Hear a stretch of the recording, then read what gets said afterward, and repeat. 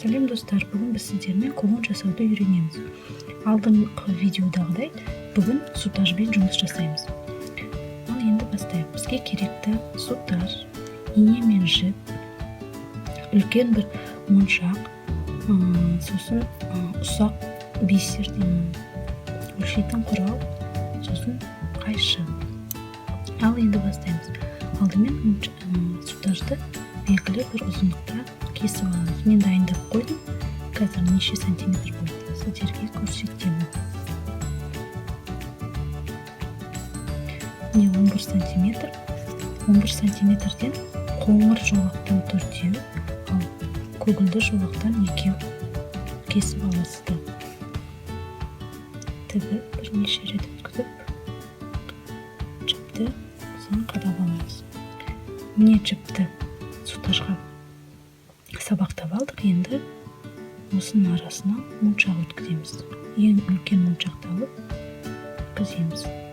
Содан кейін екінші моншақтың екінші жағына тағы да екі жолақты қоңыр сутажды, сосын бір жолақты көгілдір сутажын тіге бастаймыз. Моншақ пен сутаждардың арасына бірнеше рет өткізе аламыз.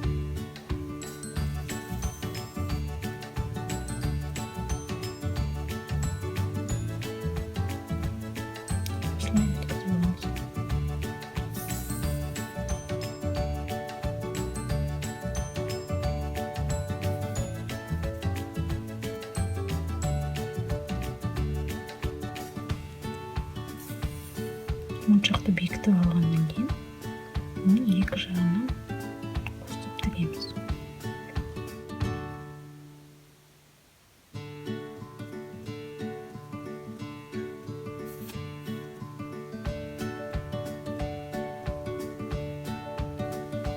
Жіптің түсі сутажбен бірдей болуы маңызды. Себебі шеттерінен көрінбес үшін екеуінің түсі бірдей болғаны маңызды.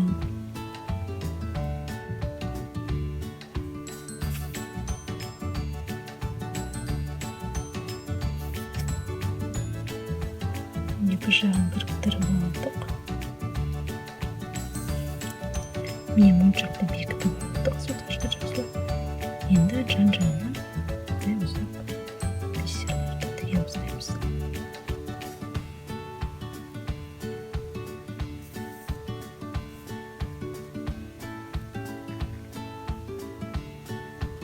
Моншақ пен сутаждың түстері де үйлескені дұрыс. Сол кезде жасаған әшекейіміз әдемі болып шығады. Егер екеуінің түсі екі түрлі болса, онда онша әдемі көрінбейді.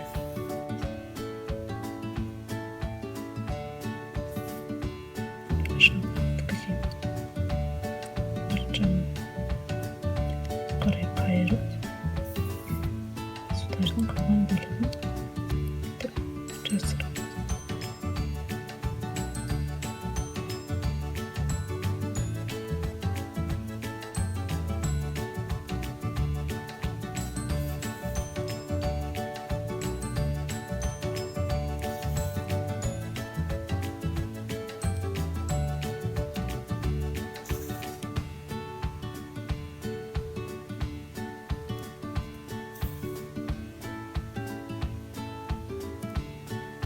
Жіпімізді сабақтаймыз.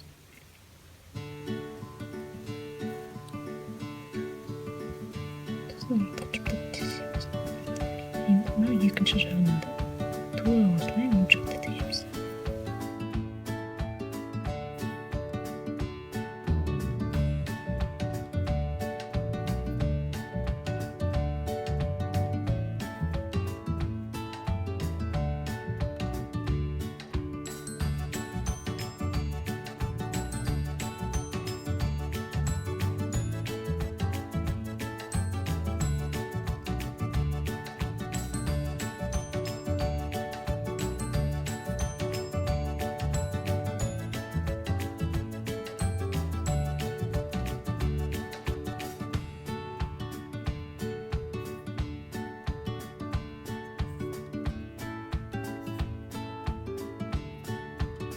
Мінекей мен төрт жағына төрт моншақты тіктім.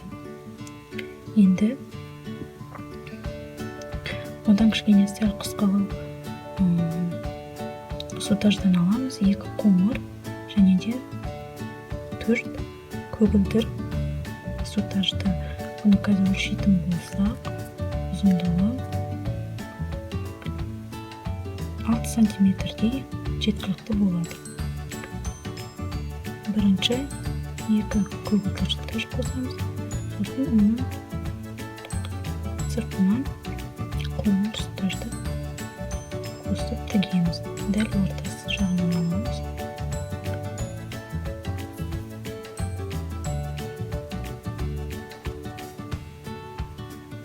Міне осылай үшеуін біріктіріп байлап аламыз бірнеше рет сабақтап жіпті. Енді бұның арасына қара бисерді өткіземіз. Осылай қара бисерді өткіземіз. Бүгіп осылай тігеміз.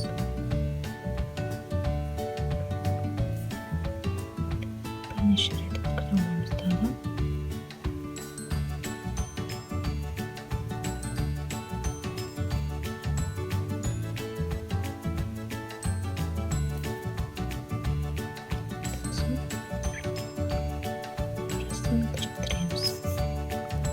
Бұл да біздің кулонымыздың бір элементі болады.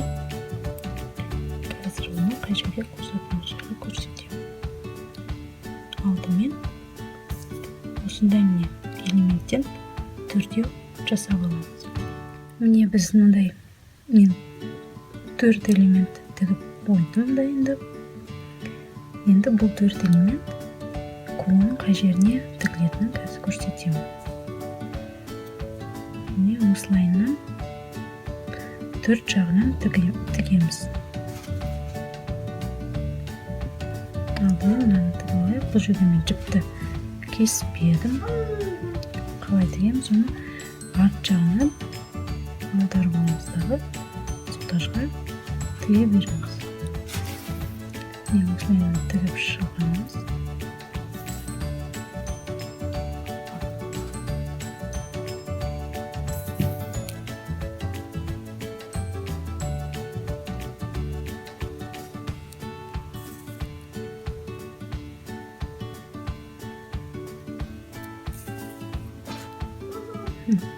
Енді мына жеріне тігеміз.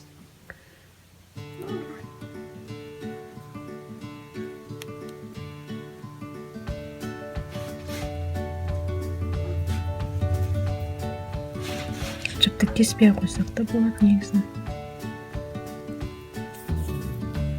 Қайта сабақтап жүргенше.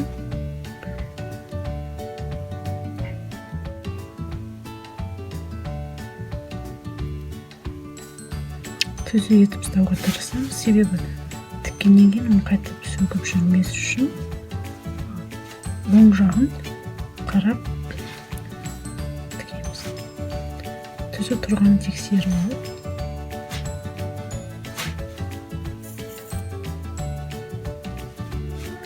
міне 4 жағынан тігіп шықтым жаңағы 4 элементтің. Арт жағынан артық сотаждарды кесіп, ұштарын сөгіліп кетпес үшін сіркемен күйдірдім. Оны алдыңғы білезік жасаған видеода көрсеткен қалай күйдіретінін. Егер көрмесеңіздер, міндетті түрде көріңіздер. Енді кулонымыз әлі біткен жоқ. Енді мынандай қоңыр сотаждан 4 жолақ, ал көгілдір сотаждан 2 жолақ аламыз. Оның ұзындығын қазір өлшеп көрсетемін. Бұлар кішкене ұзындау алдындағыларға қарағанда. Міне өлшейтін болсақ 15 сантиметр болады екен. Осындай 15 сантиметрден аламыз. Алдымен 3 жолақты аламыз, яғни ол 2 қоңыр және 1 көгілдір жолақты. Кішкене ұш жағынан 1,5 сантиметрдей орын қалдырып, осы жерден біріктіреміз. 3 сотажды бір-біріне біріктіреміз, яғни жіпті сабақтаймыз. жіпті сутажға қалай сабақтап немесе бекітуді түсінген боларсыздар. Оның шетінен байламаймыз, іш жағынан байлаймыз, себебі оның кесілген қысқа жібі көрінбеу керек. Осындай сабақтап байлап аламыз 2 рет.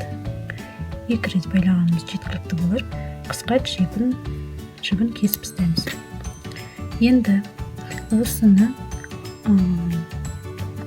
алып, мынау қолының мына жақ бетінен бастап ұш жеріне бекітеміз.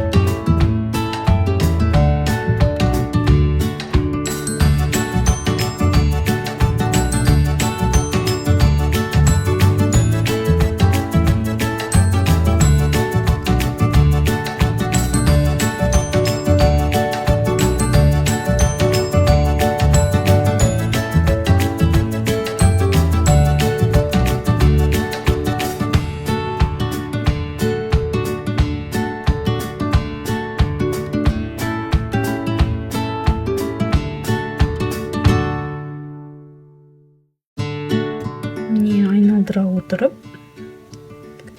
көгілдір бисерді тігіп шықтым. Өздеріңіз көріп отырғандай мынандай жерге басындағыдай қара бисерді тіктім, оны арт жағынан айналдырып бекіттім.